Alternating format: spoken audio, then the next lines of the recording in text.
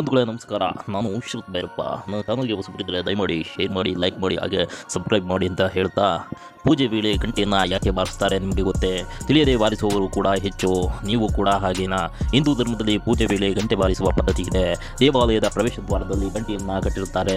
ಭಕ್ತರು ಅದನ್ನು ಬಾರಿಸುವ ಮೂಲಕ ದೇಗುಲವನ್ನು ಪ್ರವೇಶಿಸುತ್ತಾರೆ. ಆದರೆ ಗಂಟೆಯ ಮಹತ್ವದ ಬಗ್ಗೆ ಕೆಲವು ಜನರಿಗೆ ತಿಳಿದಿಲ್ಲ. ನಿಮಗೂ ಗೊತ್ತಿಲ್ಲ ಅಂದರೆ ಇಲ್ಲಿದೆ ಮಾಹಿತಿ. ಮನೆಯಲ್ಲಿ ದಿನನಿತ್ಯ ಪೂಜೆಯಲ್ಲಿ ಮೊದಲು ಗಂಟೆ ಬಾರಿಸಲಾಗುತ್ತದೆ. ಬೆಳಿಗ್ಗೆ ಗಂಟೆ ಬಾರಿಸಿ ಭಗವಂತನನ್ನು ಪೂಜಿಸಲಾಗುತ್ತದೆ. ದಿನನಿತ್ಯದ ಪೂಜೆಯ ಹೊರತಾಗಿ ವಿಶೇಷ ಪೂಜೆ ಗಂಟೆ ಬಾರಿಸದೆ ಅಪೂರ್ಣ.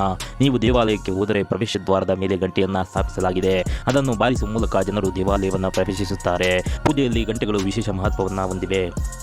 ಗಂಟೆಯ ವೈಜ್ಞಾನಿಕ ಮಹತ್ವವು ಈ ಮುನ್ನೆಲೆಗೆ ಬಂದಿದೆ. ಗಂಟೆಗಳು ಹೊರಸೂಸುವ ಧ್ವನಿ ಮತ್ತು ಅಲೆಗಳು ಸಕಾರಾತ್ಮಕ ವಾತಾವರಣವನ್ನು ಸೃಷ್ಟಿಸುತ್ತವೆ ಎಂದು ವಿಜ್ಞಾನವು ನಂಬುತ್ತದೆ. ಅಂದರೆ ಗಂಟೆ ಬಾರಿಸಿದಾಗ ಧನಾತ್ಮಕ ಶಕ್ತಿಯು ಹರಡುತ್ತದೆ. ಪ್ರತಿನಿತ್ಯ ಮನೆಯಲ್ಲಿ ಗಂಟೆ ಬಾರಿಸುವವರಿಗೂ ಗಂಟೆಯ ವಿಶೇಷ ರಹಸ್ಯದ ಅರಿವಿರುವುದಿಲ್ಲ. ಮನೆಯಲ್ಲಿ ಬಳಸುವ ಗಂಟೆಯನ್ನು ಸೂಕ್ಷ್ಮವಾಗಿ ಗಮನಿಸಿದರೆ ಅದರ ಮೇಲೆ ಗರುಡ ದೇವನ ಚಿತ್ರವಿರುತ್ತದೆ. ಹಿಂದೂ ಧರ್ಮದ ಪ್ರಕಾರ ಗರುಡ ವಿಷ್ಣುವಿನ ವಾಹನ. ಗಂಟೆಯ ಮೇಲಿನ ಗರುಡನ ಚಿತ್ರವು ವಿಶೇಷ ಕಾರಣಕ್ಕಾಗಿ. ಧಾರ್ಮಿಕ ನಂಬಿಕೆಯ ಪ್ರಕಾರ ಭಕ್ತರು ಗರುಡ ಗಂಟೆಯನ್ನು ಬಾರಿಸುವ ಮೂಲಕ ದೇವರಿಗೆ ತಮ್ಮ ಇಚ್ಛೆಯನ್ನು ವ್ಯಕ್ತಪಡಿಸಿದಾಗ ಗರುಡ ಭಕ್ತರ ಕೋರಿಕೆಯನ್ನು ವಿಷ್ಣುವಿಗೆ ತಿಳಿಸುತ್ತಾನೆ ಎಂದು ನಂಬಲಾಗುತ್ತದೆ. ಗರುಡ ಗಂಟೆಯನ್ನು ಬಾರಿಸುವುದರಿಂದ ಮೋಕ್ಷ ಪ್ರಾಪ್ತವಾಗುತ್ತದೆ ಮತ್ತು ಇಷ್ಟಾರ್ಥಗಳನ್ನು ಪೂರೈಸುತ್ತದೆ ಎಂದು ಹೇಳಲಾಗುತ್ತದೆ.